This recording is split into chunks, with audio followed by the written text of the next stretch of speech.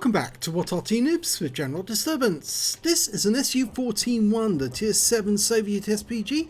This one's located on the north spawn of Malinovka, and it's under the command of Mighty Dwarf 36. Game started. I can see one mark of excellence on the barrel already, so he's played this quite a lot. Well, this Arty actually derives from the T-35 tank, the heavy tank, which was absolutely a diabolical tank actually, according to David Fletcher, because it was so badly proportioned. It had the wrong ratio of width to length, which meant that obviously it was very difficult to steer. And there is some film of this Arty actually being steered through forests, and well, it was moving very, very slowly because it's very haphazard-like. Well, he's armed with the 152mm BR2. Was it BR4? No, it's the BR2 howitzer. And he's fired a round in. Now, the BR2 is 152mm, does 700 alpha. It's got a burst radius of 7.6 meters and will penetrate 38mm of armor. And in fact, this is the actual Arty gun that was, or the howitzer, that was mounted on top of the SU-14-1 after the trials, because the original Arty for this SPG was in fact actually a lovely shot there into the Progetto. The original Arty was in fact the 203mm, the B4 howitzer, but they found that they could get a better fire rate from the 152, and that's true in the game because it's got 20.64 seconds for each shots on the this particular Arty. He's going for that Progetto. He's trying to get another shot, but the guy's moving quite a lot. I think it's almost like he knows them. Another round's inbound, rounds out. Oh, well, near miss. Damage both tanks. The SP-1C and the Progetto took some damage, but the Progetto's decided that it's just too hot to stick around that lookout at F7. Now, in fact, actually, the SU-14-1 has the ignominy, I should say, of the very worst reload in the game. Yes, with the 203mm howitzer, it's actually got a reload just slightly north of 50 seconds. In fact, 52 seconds, I believe, according to Tanks GG. And, of course, that's without any BIA crew or rammer or anything like that. So it's got a very, very long reload, and I think a lot of players prefer to play the SU-14-1 with the 152mm because, of course, they can do more damage to the enemy over a shorter period of time. Well, that's the spotting bush, and that's the bush I normally aim for straight away because there's normally somebody at home. Is he going to try and find out if anybody's at home? Well, the shell landed just south of the spot. He's got enough rounds so he can have another shot. I normally put a round in there on the basis that just to test if anybody's at home, and if they get the message and if somebody is at home, I'll fire another one in to make sure they are still there. And if they are still there, then they get 2 shells. It can be very annoying for the light tank to suddenly get hit without being spotted in that bush. Okay, he's now aiming towards the south. There is a T-34-85M down there, but switching targets again. He's going up to the hill. Our guys have made it over the hill, captured the hill, and he's now looking for targets that might be waiting in reception for them. And in fact, actually, I think the enemy team does have a P-43 Tur. There's one, and there's the Progetto. Okay, so he's dialing in on the Progetto to remind him that we're still alive, still active.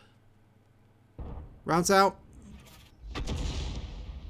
Well, we've done some forestry work. Nice number of trees knocked down. Okay, switching back to the T-34-85M down south. He's holding his aim in the north, but now he's switched and the vehicle's turning. You'll notice that the arc of fire is actually quite narrow. As with most Soviet Arty, it's very, very narrow actually. Rounds out the T-34-85 and hits the rock. He's switching back to the hill again. And now we've got an Oni, which is rather slow moving. And oh, we just took the M44 on the enemy team just took out our IS-3A. So we really do need to take out that Oni if we can. Otherwise our little Cromwell down there is going to have a bit of trouble. We've lost sight of the Oni, and unless he gets close to the Cromwell, I don't think we're going to see him again. Now the actual SU-14, which is the first Arty, the one with the 203mm gun, that was made in 1934.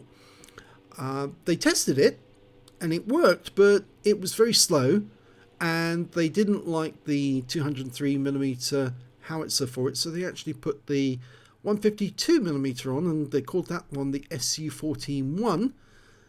And also they increased they used the transmission from the T-35 heavy tank instead of the one from the T-28 tank, which is what it was originally, so it can move faster, and that was just a near miss. And we lost the Cromwell, taken out by the M44, so the enemy M44 is doing rather well. There he is. He's in the open, really, which is not very good practice. He knows he's been spotted now. Sixth sense just went off. Dialed in, rounds out, and that's a kill. Yeah, unfortunately, you drive forwards. You don't drive backwards in the M44. You drive forwards to get out into cover, turning as you go. Otherwise, if you try to back up very, very slowly, you will get taken out. Stirrer Mill's waiting behind that house. And the Oni is now on top of the hill, and we have got sight of him. Now the SU-14-1, they were going to build some more of them, but then the designer actually got thrown in prison for anti-Soviet activities, or rather, he fell out of favour with Papa Joe, and as a consequence, they didn't build anymore, and they just put the Artys in storage. They only built 2 prototypes. And the kill shot goes to the T20. And there's a STRV Striv 74 coming down. Rounds out. Near miss, 285, but it's a good hit. So they went into storage, and when the Winter War started in 1939-1940, the war against Finland, the Soviets brought the SU-14-1 out of storage. And because it was very cold in Finland, and also because the troops, or the crews, the gun bunnies, needed some protection, they actually built a cabin around the Arty, because it was actually an open cockpit Arty. The engine was up front and next to the driver, but the crew at the back, they didn't have anywhere to hide from the weather or from the bullets that were fired at them. So they actually put a steel container around the outside, and that's how we ended up with the school bus, the SU-14-2. But of course, most of you probably know that story by now. They also put a radio in it, so that you can actually communicate with all the other units, and it was actually quite successful. But they actually put them back into storage, and they weren't used again until 1941. When, of course, the Germans invaded the Soviet Union. And then they took them out of storage. In fact, they were in storage at Kubinka. And they took them out of storage so they could fire at the Germans from Moscow. And, of course, that's where one of them still is, because it's now in the Tank Museum in Russia, in Moscow. Oh, 2 tanks moving together. Thank you very much. 2 for 1 there.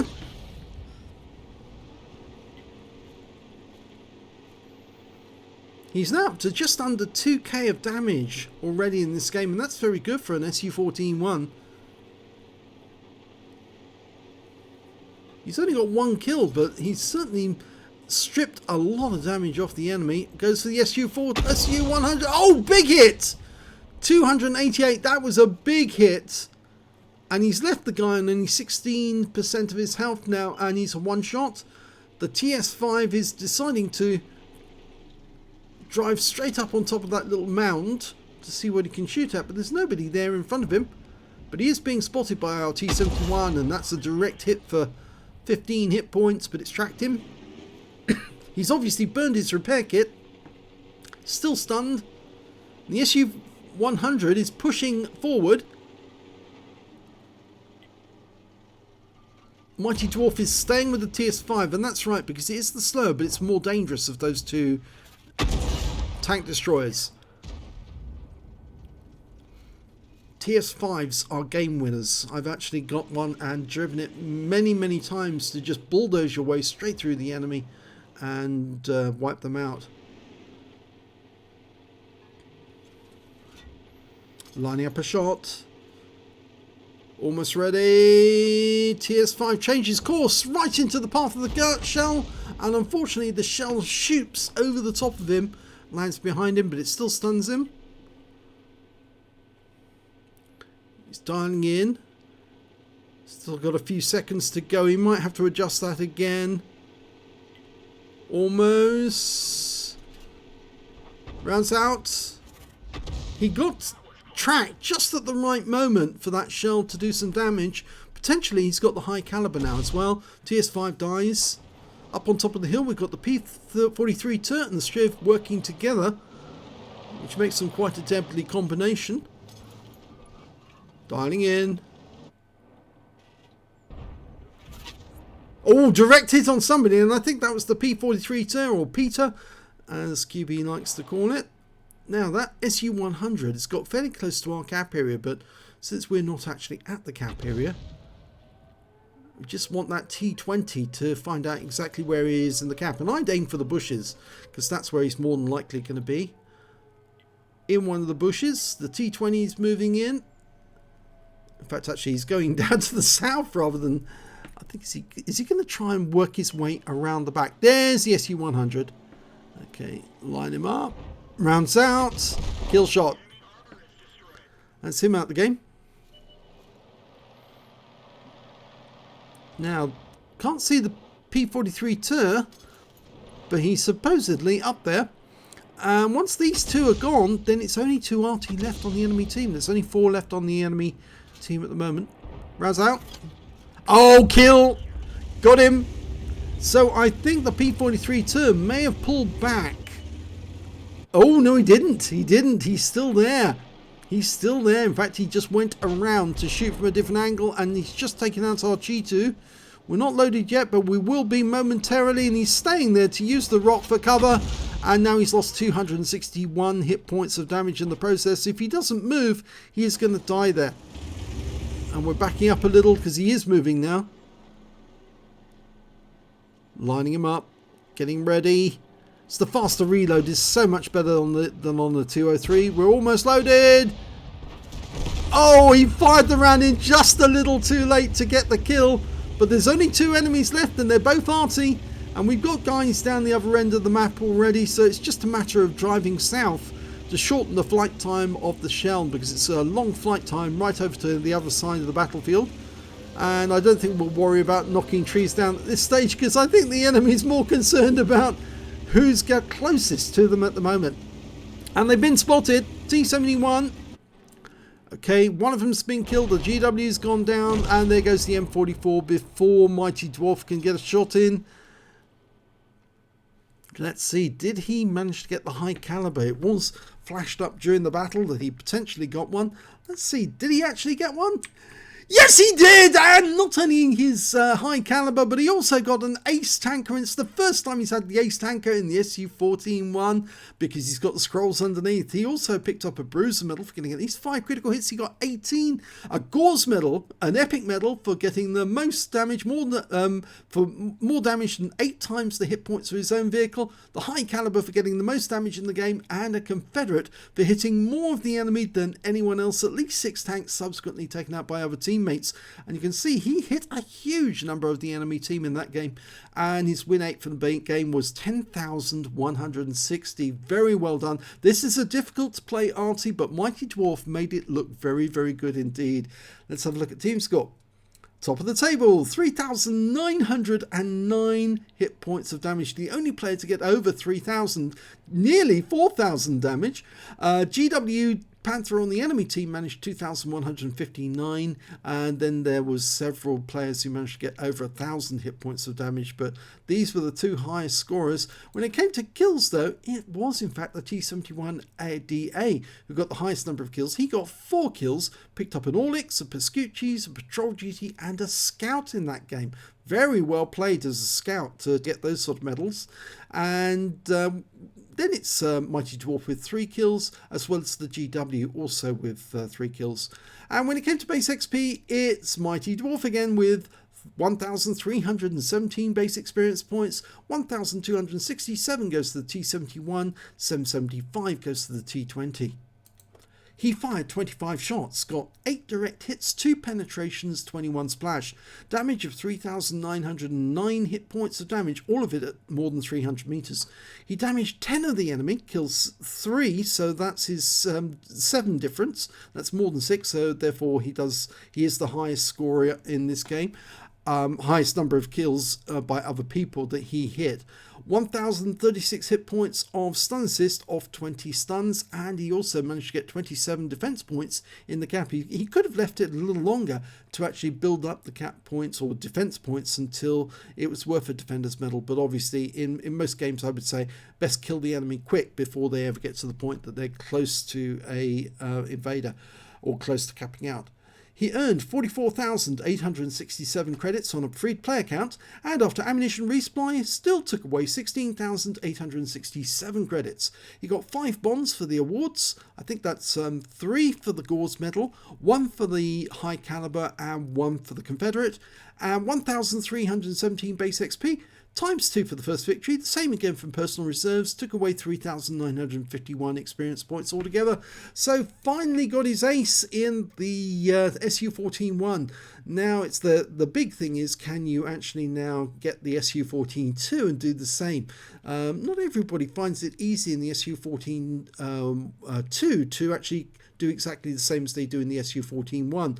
I must admit that I first got my ace in the SU-14-1 on an assault game when I was on the defense team, because there was just so many targets to shoot at and they kept coming towards me. It just made life very easy because you're never short of something to shoot at in an assault game. So assault games are where you can pick up the ace tankers, I think, in this tank. And yes, so congratulations, Mighty Dwarf, nice ace. If you enjoyed that replay, please give this video a like and do subscribe to our channel, please. And thank you for watching.